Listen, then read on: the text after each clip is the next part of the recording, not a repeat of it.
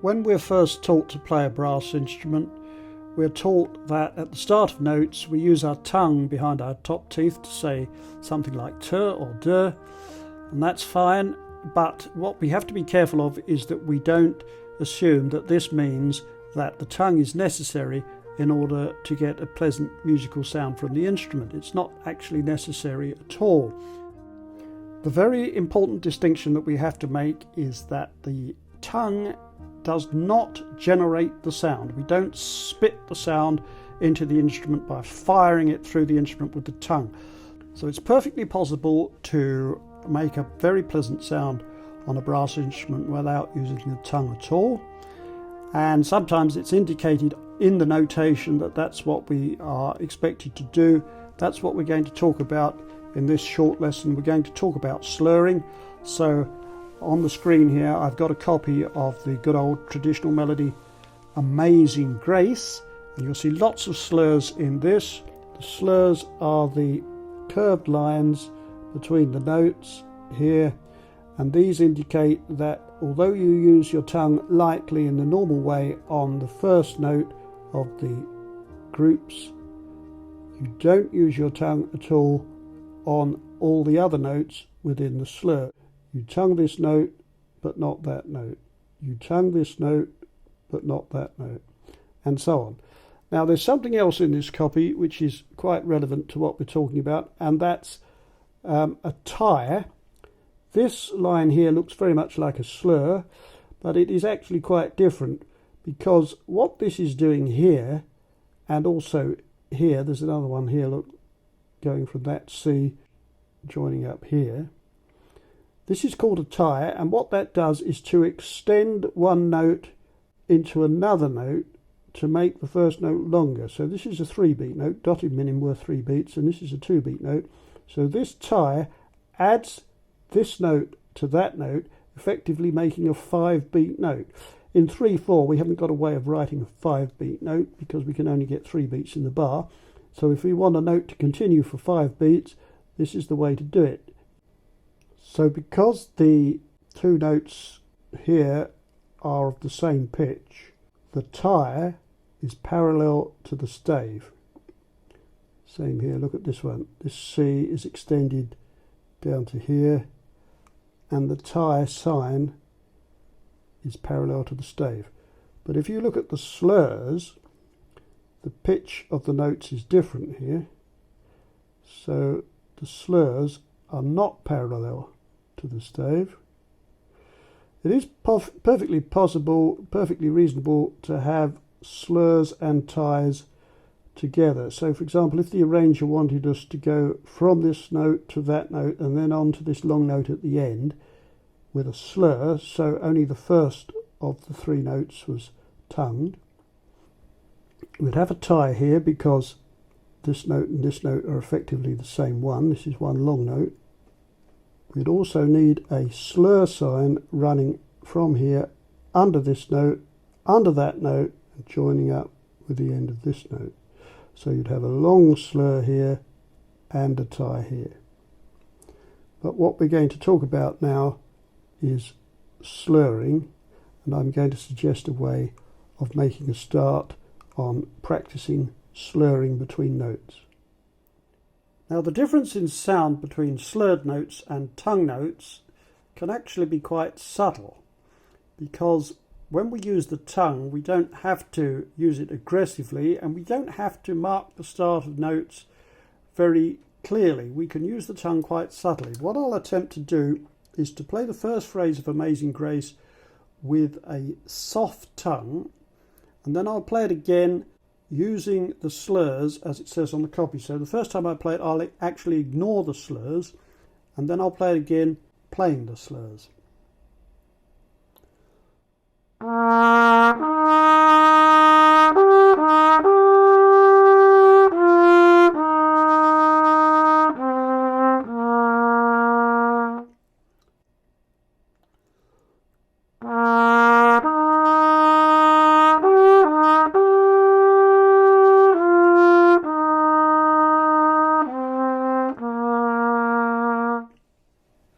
Not much difference. Did you hear it?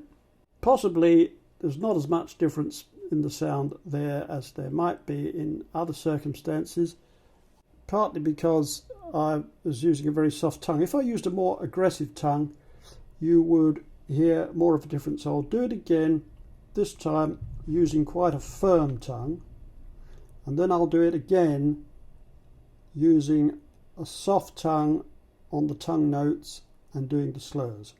So this is with a hard tongue.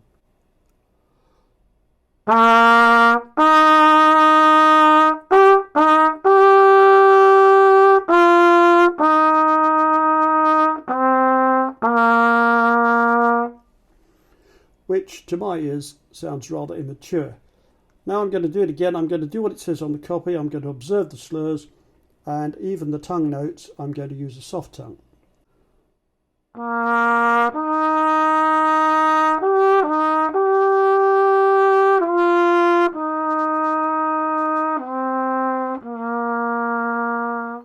If I play a long low C for about 10 seconds, and while I'm playing that C I don't change anything, keep the breath going continuously, keep the tension either side of my mouth, keep it the same, but while I'm playing the long C, if I press my second valve down, I'll drop down to a B. And if I keep blowing and then let my second valve up again, I should probably slip back up to a C. Now what we're going to do in this exercise is to play to a steady tempo, 7 crotchets here. We're going to slur them all together by playing as if I was going to play a long C, but on every other beat I'm going to press my second valve down and the pitch should drop down to a B, and then when I let the finger up again on the next beat, the pitch will slip back up to a C again.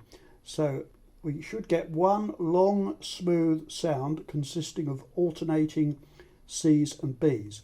I'm going to use my tongue on the first note, but not again till I finish the group, take a breath here and start again. And these two bars are exactly the same as the first two bars, so this is just a repeat of these two. But before I do that, I'm going to give a demonstration of what this would sound like if I ignored the slur completely and I tongued every note. Now I'm not going to use a very firm tongue, I'm going to use a soft tongue, so you won't hear any gaps between the notes, but if you listen very, very carefully, you'll hear how the notes start relatively clearly. So I'm going to put the metronome on at 72 beats per minute, and I'm going to play this without the slur, then I'm going to play it again with the slur.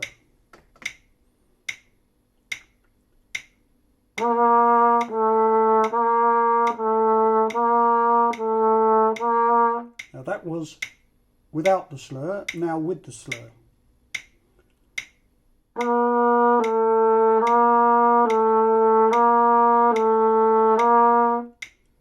And again without the slur, so I'm going to tongue every note, but gently, but I'm still going to use the tongue at the start of every note.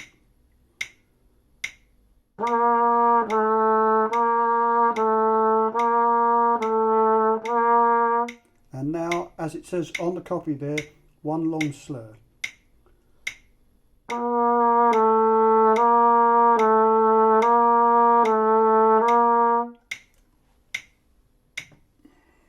Same again here. I'm going to do exactly what I did here, but on these two notes. So this is the next open note up from C, G. So I'm going to alternate between open G and second valve F sharp. The second valve takes us down a semitone here, as it did here from C to B is a semitone, from G down to F sharp is also a semitone. So I'm going to start playing as if playing a long G. I'm going to blow continuously for 7 crotchet beats. I'm just going to put the second finger down on every other beat and use, first of all I'm going to ignore this slur and I shall play it with a tongue on every note so that we see what that sounds like first. You won't hear any gaps.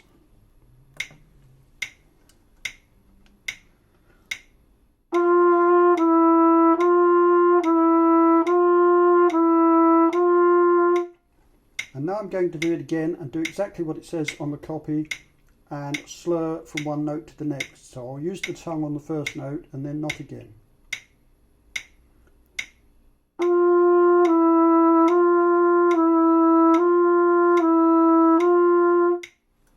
Hope you can hear a difference. There's not a very big difference because I used a very soft tongue, but there is a difference, and if you can't hear it, listen again and listen again until you can hear it. Just at the start of each note, you can hear a very small difference.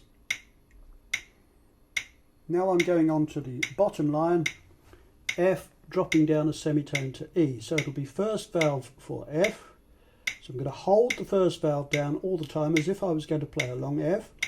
I'm going to start here and keep blowing as if I was going to play a long F for 7 crotchets, but on every other crotchet beat I'm going to put down my second valve, lift it up again, down, up, and with a bit of luck my F will drop down to an E, and as I release the second valve the E will then slide back up to an F. But before I do that, I'm going to demonstrate as before. First of all, this is what it sounds like if I ignore the slur and tongue all the notes.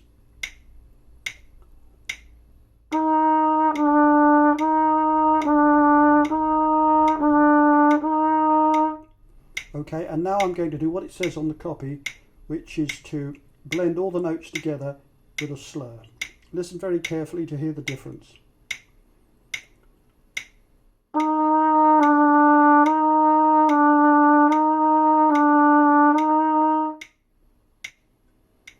Now it's your turn to try this.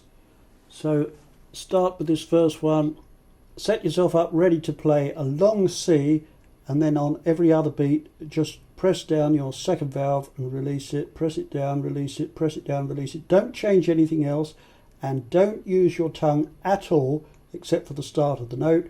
When you get to the crotchet beat, rest here, keep going till you get to the end. So you'll play the same 2 bars twice, and you might like to observe the repeat and go back and do it again. In fact, the more times you do it, the better you'll get at it. 1, 2, 3, 4.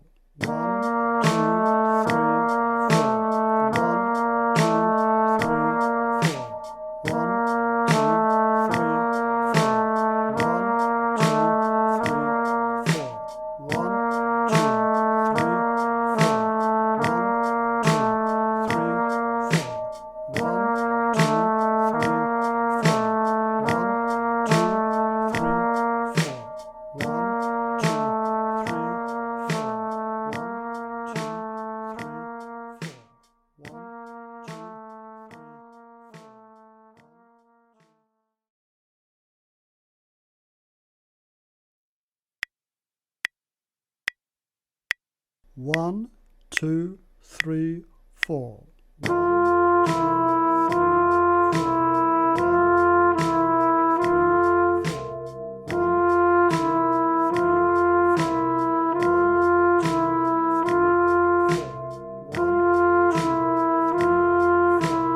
1, 2, 3, 4.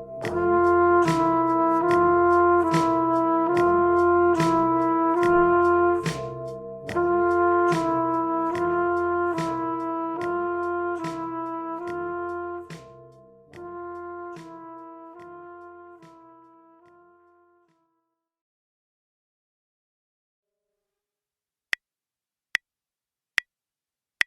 1, 2, 3, 4. 1, 2,